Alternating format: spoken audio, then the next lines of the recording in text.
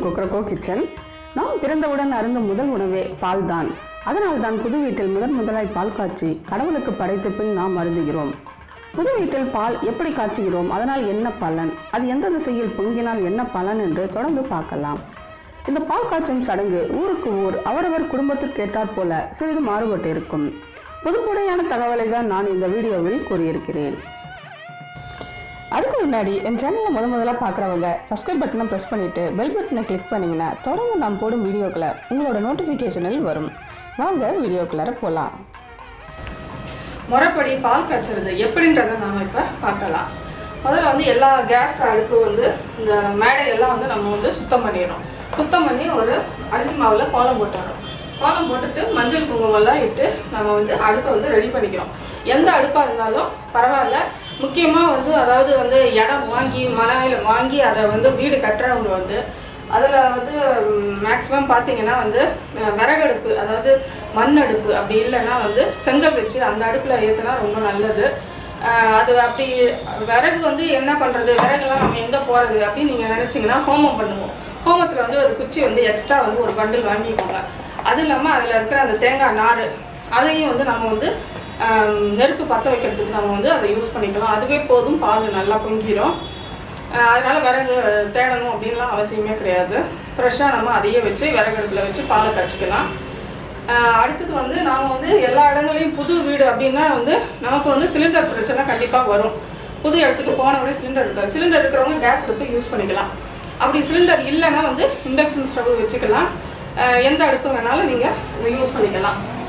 நான் இப்போ இந்த மாதிரி பித்தளை தவளையோ இல்லை வெங்கல தவளையில பால் காய்ச்சினோம்னா வீட்டுக்கு லக்ஷ்மி கடாட்சம் கிடைக்கும் அப்படின்னு சொல்லுவாங்க. ஸோ இந்த மாதிரி பாத்திரம் இருந்தாலும் நீங்கள் இதை வாங்கிக்கலாம். வீடு கிரகப்பிரவேசம் பண்ணுற டைமில் ரொம்ப நல்லாயிருக்கும். இந்த மாதிரி வாங்கி காய்ச்சிங்கன்னா அதுக்கு நீங்கள் இந்த மாதிரி விபூதியில் பட்டை போட்டு மஞ்சள் குங்குமம்லாம் இட்டு, இது உங்கள் இஷ்டம் தான். மஞ்சள் கிழங்கு வைக்கிறனால வைக்கலாம். பூ போட்டு இந்த மாதிரி ஒரு மஞ்சள் நூலில் இதை நல்லா கட்டி வச்சுக்கோங்க, ரெடி பண்ணி வச்சுக்கோங்க. இப்போ நம்ம வலது பக்கம் இருக்கிற கேஸ் அடுப்பில் நம்ம இதை வைக்கிறோம். அதில் வலது பக்கம் நாம் இது வச்சுருக்கோம். நம்ம வெத்தலை, பாக்கு, பழம், பூவு இதெல்லாம் நம்ம வச்சுருக்கிறோம். ஒரு விளக்கு, எந்த விளக்காக இருந்தாலும் பரவாயில்ல. நான் காமாட்சி அம்மன் விளக்கு நான் ஏற்றி வச்சுருக்கிறதுனால வலது பக்கம் நம்ம எடுத்து வச்சுருக்கிறோம். இதெல்லாம் ரெடி பண்ணியாச்சு, கோலம் போட்டு வச்சாச்சு. இப்போ நம்ம பால் காய்ச்சலாம். முதல்ல நீர் தான் நமக்கு. நீரை நான் இப்போ தண்ணி இதில் பாத்திரத்தில் ஊற்றுறேன். வெறும் பாத்திரத்தோட நம்ம முதல்ல இது பண்ணக்கூடாது. அதனால தண்ணி முதல்ல ஊற்றிக்கிறேன். முதல்ல வீட்டில் இருக்கிறவங்க முதல் பாலை ஊற்றணும். யார் தலைவருங்க இருக்காங்களோ முதல்ல வீட்டுக்குரிய உரிமையாளர்கள் கொஞ்சம் பாலை ஊற்றுறோம். வீட்டில் இருக்கிற ஒவ்வொருத்தரும் ஊற்றினா ரொம்ப நல்லது.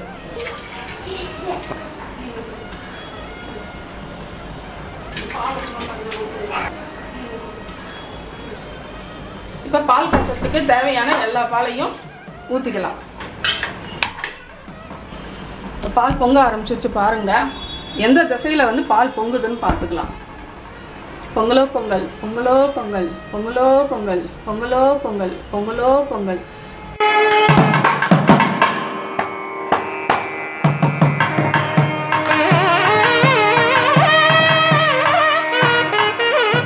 பால் பொங்கும் திசையை பற்றி பால் எந்த திசையில் பொங்கினா என்னென்ன பலன்றதை நாம் இப்போ பார்க்கலாம். ஒவ்வொன்றா முதல்ல கிழக்கு பக்கம் பொங்குச்சுன்னா நம்ம வீட்டில் சுப காரியங்கள் உடனே நடக்கும் அப்படின்னு சொல்லுவாங்க. மற்ற இதுவும் நல்ல விஷயங்களும் ரொம்ப எல்லாமே நல்லபடியாக நடக்கும். அடுத்து நமக்கு வடக்கு பக்கம் செல்வ செழிப்பு உண்டாகும், பணவரவு உண்டாகும். உங்களுக்கு தெற்கு பக்கம் பார்த்தீங்கன்னா செலவுகள் அதிகரிக்கும்னு சொல்லுவாங்க. செலவுகள்னால் ஒரு சுப செலவுகளாக கூட இருக்கலாம். படிப்புக்காக செலவு பண்ணுறது, திருமணம் போன்ற விசேஷங்களுக்காக செலவு பண்ணுறது, அது ஒரு சுப செலவு தான். மனசுக்கு மகிழ்ச்சியை தரக்கூடிய ஒரு சுப செலவு தான். அதனால் செலவு அப்படின்றதுனால நம்ம அதை பற்றி நினச்சி பயப்படவே வேண்டாம். சந்தோஷ செலவு தான் நமக்கு அது. மேற்கு பக்கம் பொங்குச்சுன்னா மகிழ்ச்சி பொங்கும் அப்படின்னு சொல்லுவாங்க குடும்பத்தில். வடகிழக்கில் பொங்குச்சுன்னா லக்ஷ்மி கடாட்சம் உண்டாகும் அப்படின்னு சொல்லுவாங்க. வடகிழக்கு இது அந்த மாதிரி வரும் உங்களுக்கு. இதுதான் இந்த பால் பொங்கினதுக்கான இந்த திசைக்கான பலன். இதே மாதிரி தான் நம்ம கோயிலில் வைக்கிற பொங்கலும் பொங்கும். அதுவும் கோயிலில் வைக்கிறது, வீட்டில் நாம் இதுக்காக வைப்போம், பொங்கல் அன்னைக்கு வைப்போம். அதுக்கு வந்து பலன் வந்து நமக்கு வந்து இதே பலன் தான். பால் பொங்குற அதே பலன் தான் வந்து திசைக்கான பலனும் இதே தான், சேம் தான் உங்களுக்கு. பால் வந்து பொங்கி வரும்போது வந்து அதை வந்து தண்ணி ஊற்றி நம்ம வந்து அன்றைக்கே அணைக்கக்கூடாது. மற்ற நாளில் வேணால் நீங்கள் என்றைக்கு வேணால் அடுத்த முறை பாலை காய்ச்சும் போது நீங்கள் வந்து தண்ணி ஊற்றி இது பண்ணிக்கலாம். முத வரும்போது அது பொங்கி மகிழ்ச்சியோடு வர்றது வந்து நம்மளுடைய வாழ்க்கைக்கும் வந்து நம்ம வாழ்க்கையும் வந்து மகிழ்ச்சி பொங்க வச்சுருக்கோம். எல்லா செல்வமும் நமக்கு வந்து பொங்கி வரும் நமக்கு. அதுக்கான ஐதீகம் தான் வந்து இந்த பால் காய்ச்சுற இதை வந்து சடங்கு வந்து அவங்க வச்சுருக்குறாங்க. ஆனால் வந்து ஒரு சிலர் பார்த்திங்கன்னா வந்து ரொம்ப வழியே விடுவாங்க. அப்போ தான் வந்து நமக்கு வந்து செல்வமும் மகிழ்ச்சியும் ஆறாக பெருகணும் அப்படின்றதுக்காக நிறைய பேர் வந்து நீங்களே நிறையா இதில் பார்த்துருக்கலாம், நீங்கள் நிறைய வீடியோஸில் பார்த்துருக்கலாம். ரொம்ப வழியே விடுவாங்க. அது வந்து இதற்கான பலன் தான். அது நம்ம வீட்டில் வந்து செல்வமும் மகிழ்ச்சியும் பொங்கி கரப்புரண்டு ஓடணும் அப்படின்றதுக்கான ஒரு இதுதான் வந்து அந்த மாதிரி ஒரு ஐதீகம் அவங்களுக்கு. புது வீட்டில் வந்து பால் காய்ச்சா பால் எடுத்துகிட்டு போவோம். அங்கே ஃப்ரிட்ஜெல்லாம் வந்து அன்றைக்கெல்லாம் இருக்காது நமக்கு. அங்கே எப்படியும் வந்து ஹோமம் முடிய 2-3 மணி நேரமாவது ஆகும். அதுக்கப்புறம் தான் நம்ம பாலை காய்ச்சுவோம். இந்த பாலை வந்து அப்படியே நீங்கள் வாங்கி வச்சுட்டிங்கன்னா சீக்கிரமாக இது வந்து கெட்டு போயிடும் காய்ச்சாமல் இருந்தால். இதை வந்து இந்த மாதிரி தண்ணியில் போட்டு வச்சிங்கன்னா ரொம்ப நேரத்துக்கு வந்து கெடாமல் இருக்கும். நம்ம பால் காய்ச்சும் போது ஃப்ரெஷ்ஷாக காய்ச்சிக்கலாம்.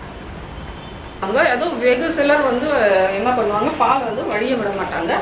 அவங்க வந்து மேலே வரும்போது டக்குன்னு அவங்க ஆஃப் பண்ணிடுவாங்க.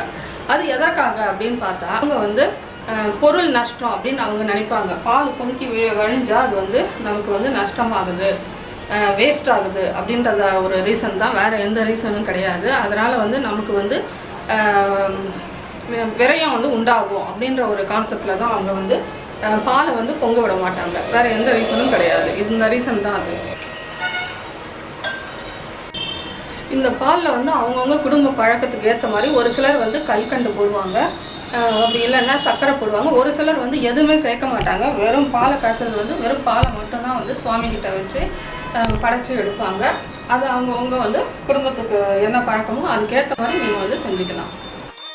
இந்த பால் காய்ச்சறதுனால பூதங்களான நீர், நிலம், நெருப்பு, ஆகாயம், காற்று இவங்களுடைய ஆசீர்வாதங்கள் எல்லாமே நமக்கு வந்து கிடைச்சிட்டு இருக்குது. அது எப்படி அப்படின்னு பார்த்தீங்கன்னா, நீர் வந்து இந்த பாலில் சேர்க்குற அந்த நீர், நிலத்தில் வைக்கிற இந்த பூவு, இந்த பழம், வெத்தலை பாக்கு இதெல்லாம் வந்து நிலத்தில் வைக்க வந்து இதில் இருக்கிற அந்த நறுமணத்தில் வர்ற இந்த வத்தியிலேருந்து வர்ற அந்த வாசனை வந்து காற்று மூலியமாக அது வந்து பரவி அது ஆகாயத்துக்கு சென்றடைஞ்சு தேவர்களை வந்து அது வந்து வாழ்த்து வைக்கிறது. நம்ம பால் காய்ச்சறத நெருப்பு வந்து நமக்கு வந்து நெருப்புனால தான் நமக்கு வந்து பால் வந்து பொங்குது. அது இதனால தான் வந்து பஞ்சபூதங்களுடைய ஆசீர்வாதங்கள் கிடைச்சி நம்மளை வந்து தேவர்கள் எல்லாரும் வந்து நம்மளை வாழ்த்துறாங்க. இந்த பாலில் வந்து எத்தனை மறுசுழற்சி வருது பாருங்க. பால், தயிர், மோர், வெண்ணெய், நெய், இப்படி வந்து பல நமக்கு கண்ணுக்கு தெரியாத வெறும் பால் தான். இதில் கண்ணுக்கு தெரியாத இத்தனை பொருள்கள் வந்து நமக்கு வந்து கிடைக்குது. இதே மாதிரி தான் வந்து நம்மளுடைய வாழ்க்கையும் வந்து சுழற்சி ஆகிட்டே இருக்குது. அதாவது குழந்தை, மகன், குழந்தை, பேரன், பேத்தி இந்த மாதிரி வந்து மறுசுழற்சி. அதாவது நமக்கு வந்து சந்ததியினர் உருவாகிறதுக்கும் வந்து இது வந்து ஒரு காரணம். ஒரு பாலில் வந்து பல பொருள் வந்து நமக்கு வந்து கிடைச்சி நம்ம வந்து செல்வ செழிப்பு நமக்கு விருத்தியை பண்ணுற மாதிரி வந்து நம்ம வாழ்க்கையும் வந்து நல்ல முறையில் வந்து எல்லா செல்வங்களும் கிடைச்சி விருத்தி உண்டாகும். அதற்கான ஒரு நல்ல சடங்கு தான் வந்து இந்த பால் காய்ச்சும் சடங்கு. இது என்ன விவஸ், உங்களுக்கு இந்த வீடியோ பிடிச்சிருந்ததுன்னா லைக் பண்ணுங்கள், ஷேர் பண்ணுங்கள், கமெண்ட் பண்ணுங்கள். பால் காய்ச்சறதுனால என்னென்ன பலன்றதை வந்து நீங்கள் பார்த்தீங்க. எல்லோரும் நலமுடன் வாழ உங்கள் கொக்கரக்கோ கிச்சன். வணக்கம்.